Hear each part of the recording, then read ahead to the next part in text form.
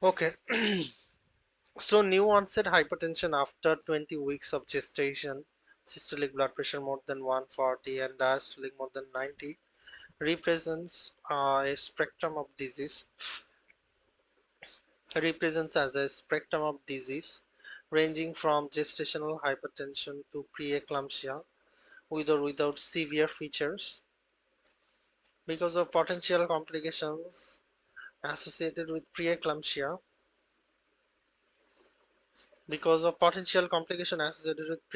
maternal and organ damage, fetal growth restriction, all patients with hypertension at 20 weeks of gestation require preeclampsia evaluation, including blood pressure comments, clinical signs of end organ damage, headache, visual changes, right upper quadrant pain, and lab signs of end organ damage, urine analysis, creatinine, transaminase, platelet count, and fetal well-being like non-stress tests. Although this patient has a normal lab evaluation, including urine analysis with only a 1 plus protein, 2, 2 or more than 2 is diagnostic. The diagnosis of preeclampsia is not definitely excluded because urine analysis has a high rate of false positive result. Urine analysis has a high rate of false negative due to small urine sample size compared to daily total urine output. Therefore, patients with new onset hypertension and absent or minimal proteinuria on urine analysis or urine dipstick require 24-hour collection for total protein. The gold standard to definitely diagnose or exclude preeclampsia and establish a baseline measurement.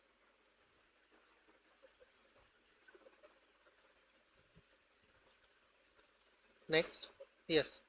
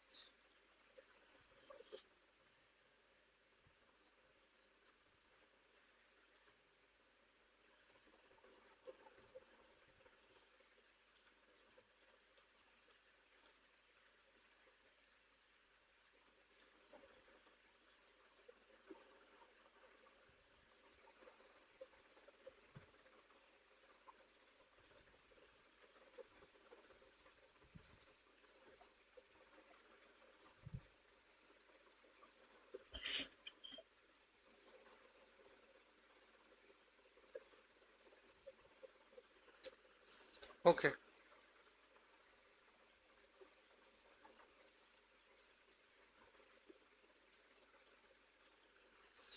Okay, it's acute pericarditis. It's uh, this patient most likely cause this patient most likely cause acute pericarditis due to SLE. Pericarditis is a common cardiac manifestation of SLE, usually occurs in the presence of other manifestation of active disease, joint pain, fatigue, malware rash, anemia, thrombocytopenia. Patients with pericarditis typically have pleuritic chest pain. Pleuritic chest pain that can radiate posteriorly to the bilateral trapezius ridge. Posteriorly to the bilateral trapezius ridge, lower aspect of the bilateral scapula. Fever may also be present. Auscultation at the left sternal border typically indicates a triphasic pericardial friction rub heard in atrial systole, ventricular systole, and early ventricular diastole.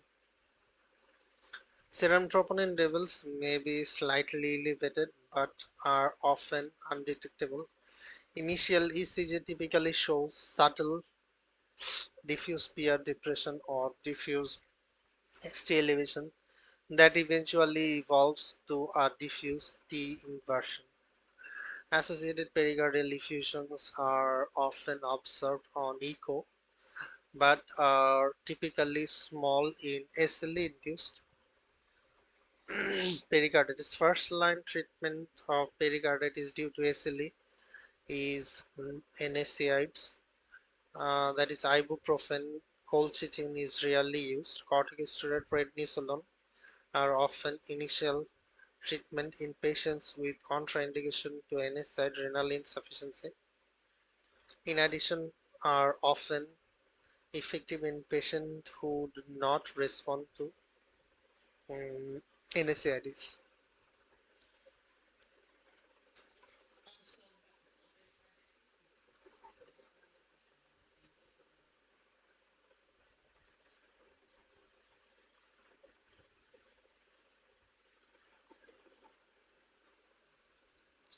So, sorry, constrictive pericarditis, pericardial knock,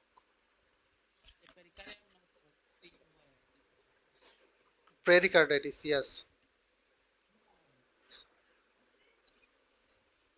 yes, constrict, yes,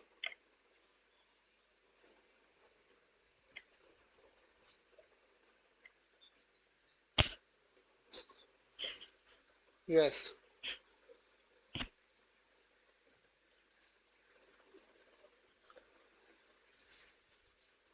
yes. And the last one, you are like Liebman-Sachs endocarditis. It happens in the SLE. It is non-thrombotic, actually sterile vegetation, and it can occur in patients with advanced malignancy or SLE. But in here, there is clear indication he has pericarditis, like friction rub, which is a sign of pericarditis.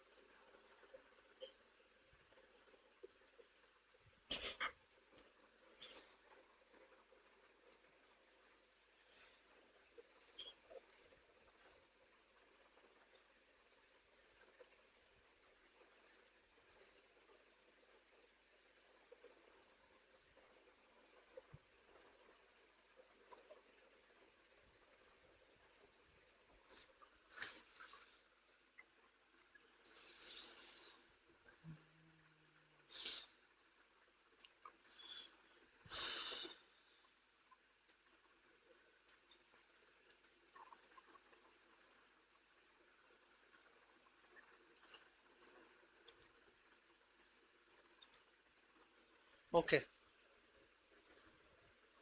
so this patient has this patient with chest pain and ECG demonstrating ST segment elevation in the inferior lid and has acute inferior ST elevated MI. Inferior MI usually resulting from occlusion of the RC, we know, commonly involve the right ventricle. So right ventricular myocardial wall infarction behaves differently than the left ventricular myocardial wall infarction. Acute RV contractile dysfunction cause abruptly increase RV preload with RV dilatation and jugular venous distension, and the falling right ventricle is unable to pump adequate blood through the pulmonary circulation to the left side of the heart, decrease left ventricular preload, resulting in reduced cardiac output and hypotension. The failing right ventricle becomes reliant on hydrostatic pressure to force through the pulmonary circulation and is highly sensitive to reduction in the preload. Nitrates, diuretics, opioids are avoided because they reduce right ventricular preload and profoundly worsen hypotension. Hypotension in the setting of right ventricular myocardial wall infarction is best initially treated with IV normal saline to further increase the right ventricular preload and provide additional hydrostatic pressure to assist the blood flow through the pulmonary circulation. In contrast, left ventricular contractile dysfunction resulting from left ventricular myocardial wall infarction, which is often recognized as pulmonary edema, absent in these patients, worsen in increased preload and IV fluid should be avoided. So you got it. So if there is left ventricular MI, we will not gonna give blood. Oh, sorry, we will not gonna give fluid because it will increase pulmonary edema. But in case of right ventricular myocardial wall infection, as there is hypotension, so you need fluid, and we are avoided the nitroglycerin. Got it? Yes.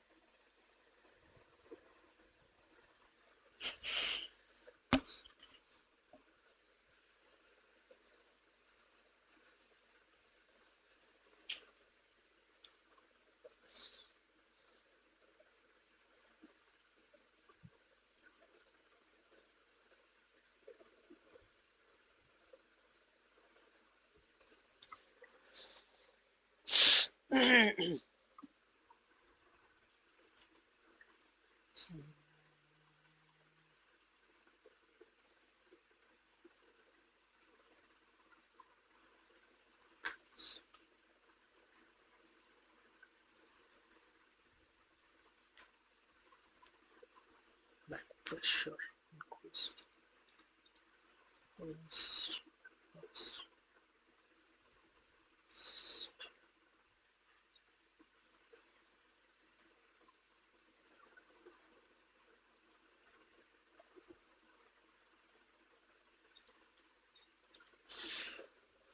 Okay,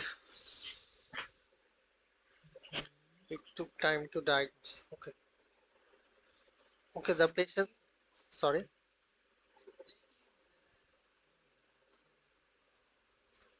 okay, okay. If you look at the picture in mitral stenosis, there is increased central venous pressure, like right-sided preload. Central venous pressure is right-sided preload, and pulmonary capillary wedge pressure is left-sided preload. Like so, in mitral stenosis, CVP, central venous pressure is increased, pulmonary capillary wedge pressure is increased, but there is decreased cardiac output. So, increased pressure, decreased flow due to mitral valve narrowing. Okay, these patients progressive exertional dyspnea, early diastolic sound. Early diastolic sound is opening snap, followed by a rumbling diastolic murmur consistent with MS.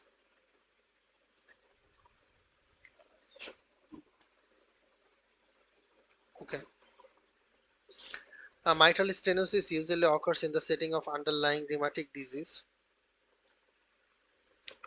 So, underlying rheumatic heart disease in the US is it is most frequently seen in this patient who immigrated from Latin America, Africa, or Asia. Progressive dyspnea on exertion is the most common presenting symptom. The hemodynamic alteration that occurs in the MS results from restricted diastolic filling of the ventricle. As the severity of the stenosis worsens, there is increased left atrial pressure that leads to left atrial dilatation. Consequent increased pulmonary artery pressure, systolic or diastolic, that occur by two mechanisms. The passive component of pulmonary hypertension is prominent and results from transmission of elevated pressure backward to the left atrium, to the pulmonary veins, pulmonary capillary, pulmonary artery. Clinically, this process is typically evidenced by pulmonary edema, its associated symptoms, orthopnea, paradoxical nocturnal dyspnea, hemoptysis, as well as peripheral edema. The reactive or precapillary component of the pulmonary hypertension is only sometimes present and occurs independent of left atrial pressure. In this process, MS triggers the endothelin mediated pulmonary arteriolar vasoconstriction and pathologic vascular remodeling through the poorly understood mechanism. Left ventricular diastolic pressure is generally unaffected in the MS, and left ventricle is downstream of the pathological stenosis. In severe MS, left ventricular diastolic pressure may be lower than the normal. Okay, other option like um, option E, where everything is normal. Normal pulmonary artery pressure not expected in this patient because symptomatic evidence of advanced MS severe dyspnea is present. And the option D, increased left ventricular diastolic pressure with normal pulmonary artery pressure occurs in the early left ventricular failure. So D is early left ventricular failure where there is increased left ventricular diastolic pressure and reduced pulmonary artery compliance as occurs in age, like option C, reduced pulmonary artery systolic pressure increases with age.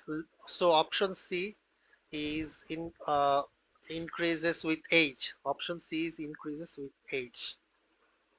Mm, okay, and the choice A, increased left ventricular diastole and pulmonary artery systolic and diastolic pressure occur in pulmonary hypertension. So everything increased in pulmonary hypertension. Got it? Yes.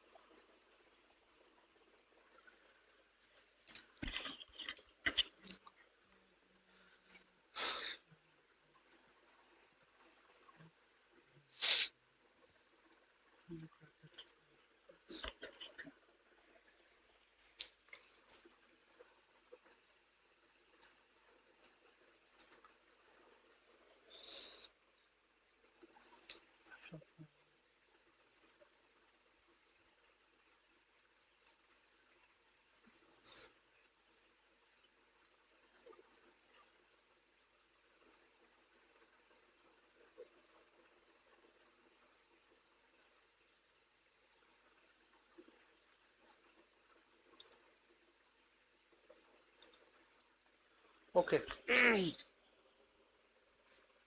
So we need to do mitral intervention first, followed by pregnancy. Okay.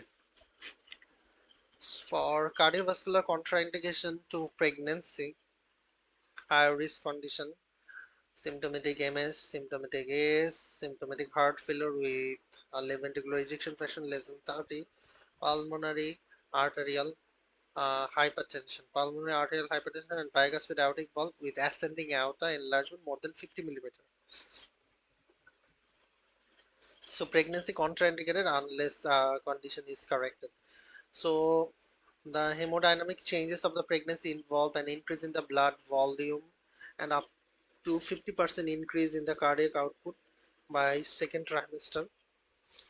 These changes can poorly tolerated in the setting of valvular disease, placing both the mother and the unborn infant at substantial risk of comorbidity and mortality.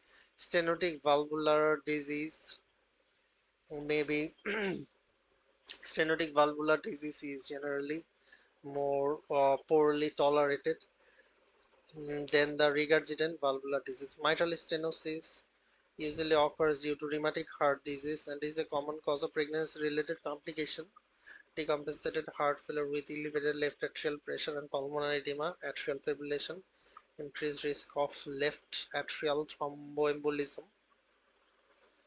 So this complication can happen: decompensated heart failure, AFib, increased risk of left atrial thromboembolism. This patient has severe MS, valve area less than 1.5 centimeter with associated symptom dyspnea on exertion. Symptomatic MS is among the highest risk of cardiac condition during pregnancy and is a contraindication to taking pregnancy to term. Therefore, valve repair, percutaneous mitral intervention should be performed prior to the pregnancy whenever possible. Although less common than the MS in women with childbearing age, symptomatic AS is one of the highest risk of cardiac condition during pregnancy and should be surgically corrected prior to pregnancy. So MS, AS both should be corrected prior to surgery. That is the main thing.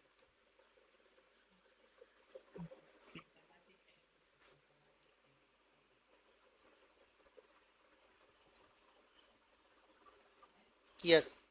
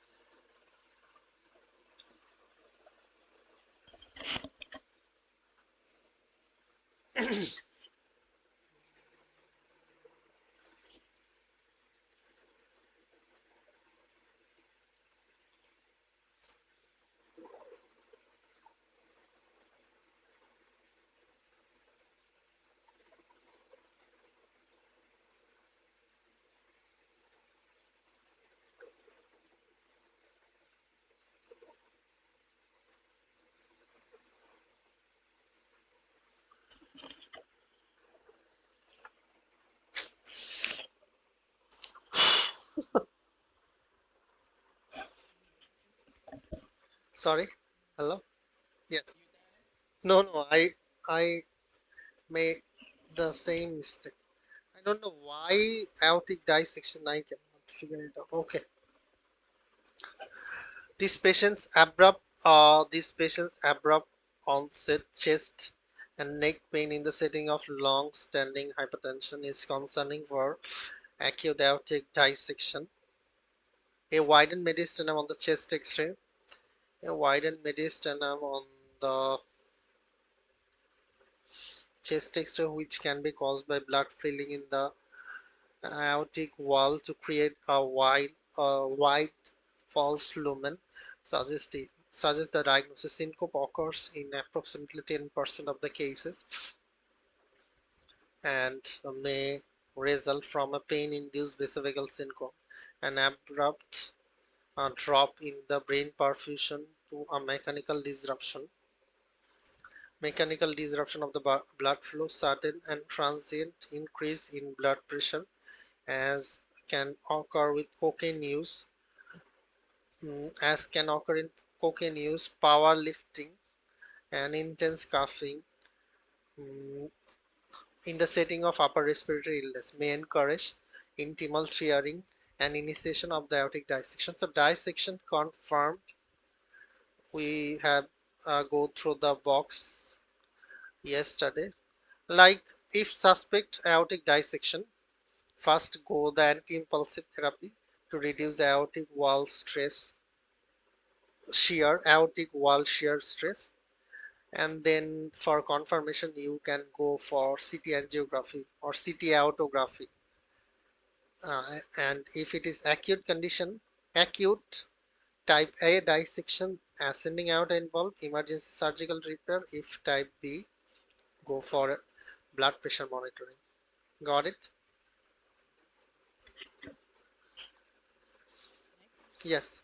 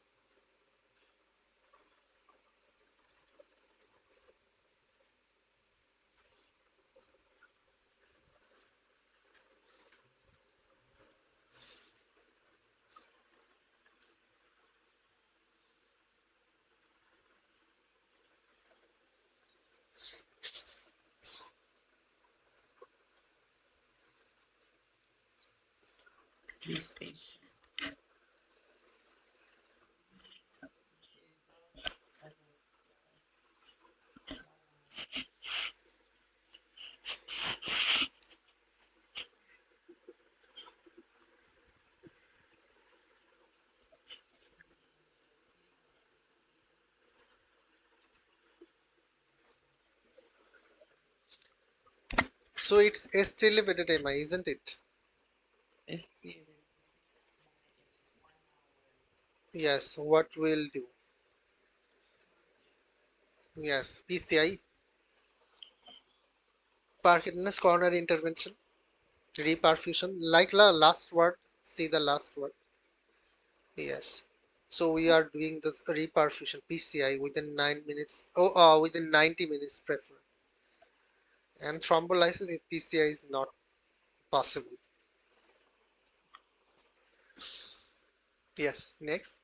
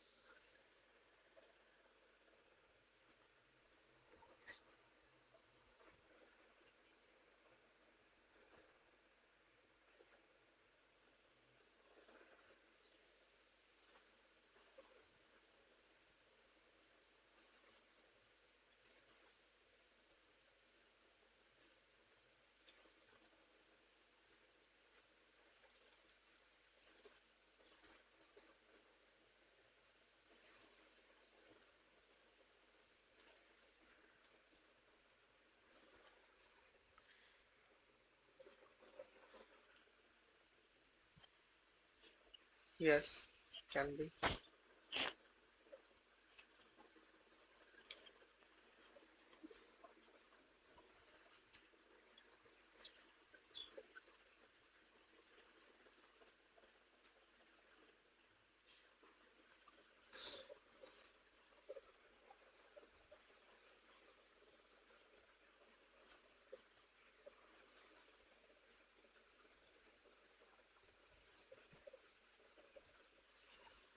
Okay.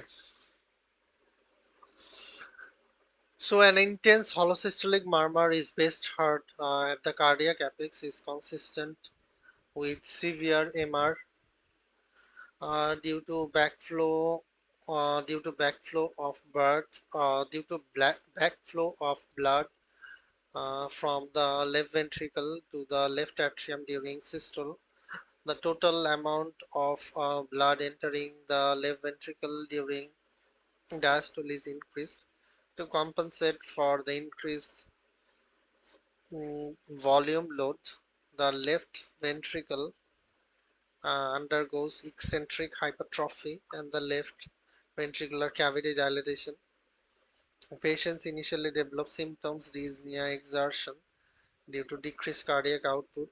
Further progression can lead to decompensated heart failure with increased left atrial pressure and pulmonary edema. And audible S3 gallop is expected finding in patients with severe MR.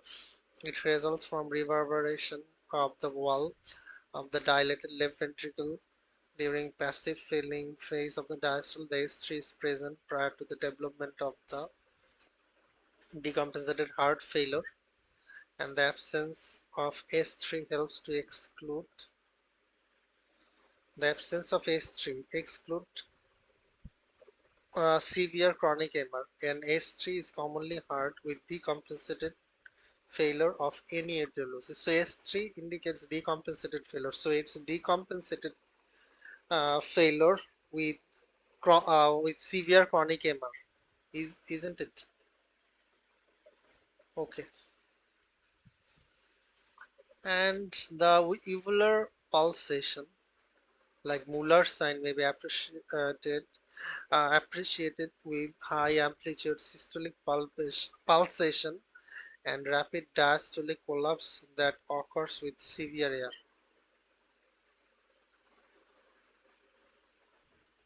Yes.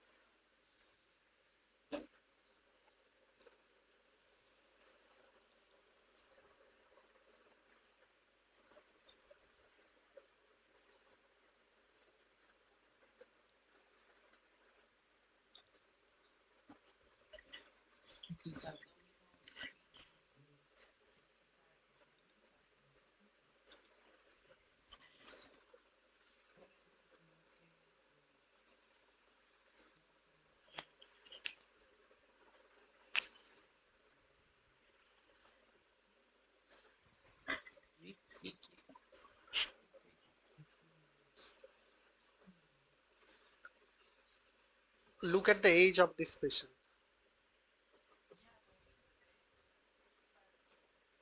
Okay.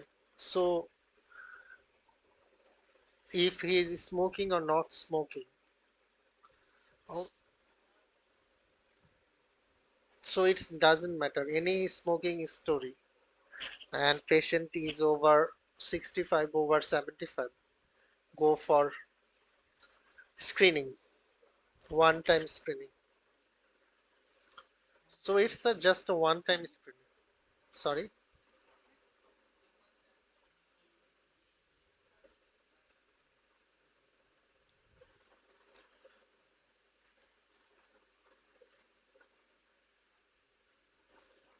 you have to have the smoking story.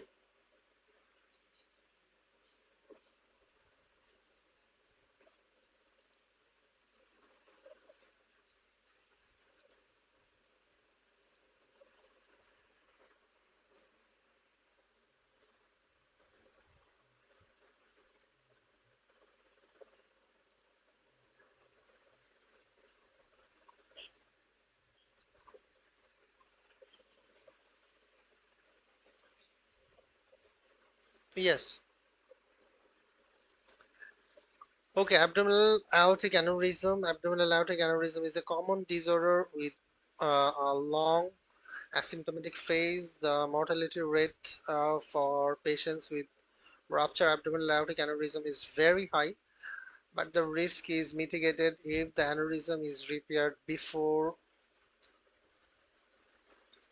uh, before it can rupture, making screening for abdominal aortic aneurysm appropriate in patients at risk. The primary risk factor for AAA include older age, more than 60, smoking history, male sex, hypertension, family history of AA.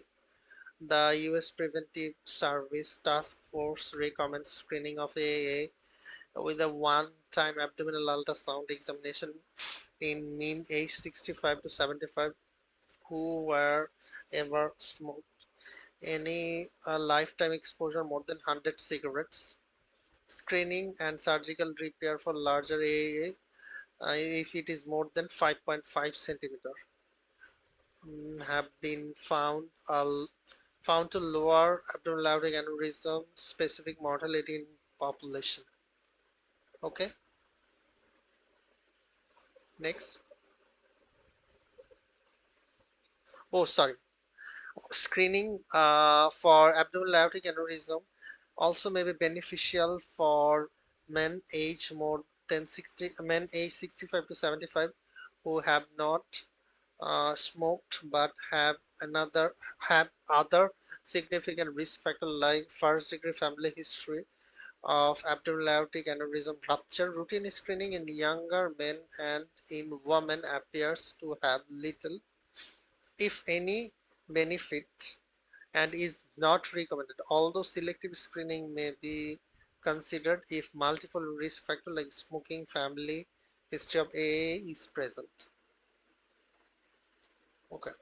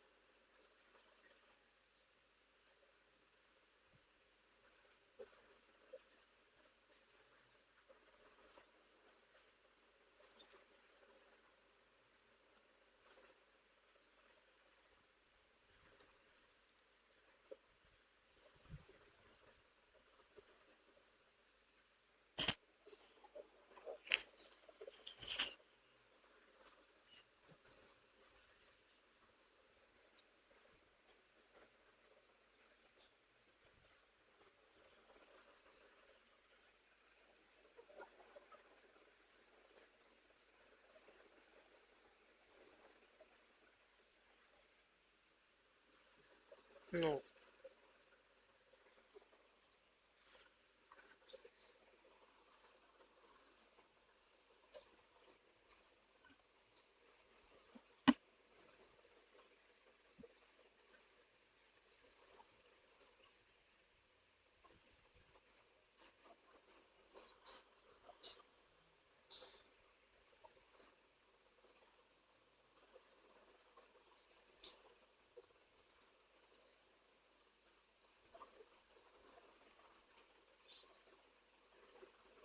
It's primary adrenal insufficiency.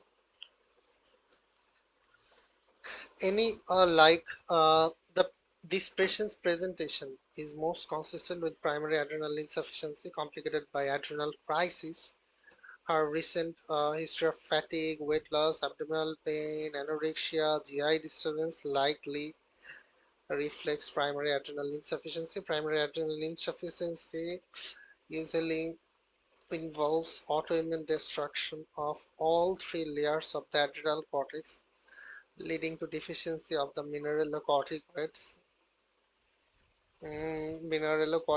aldosterone, glucocorticoid, cortisol, and androgen.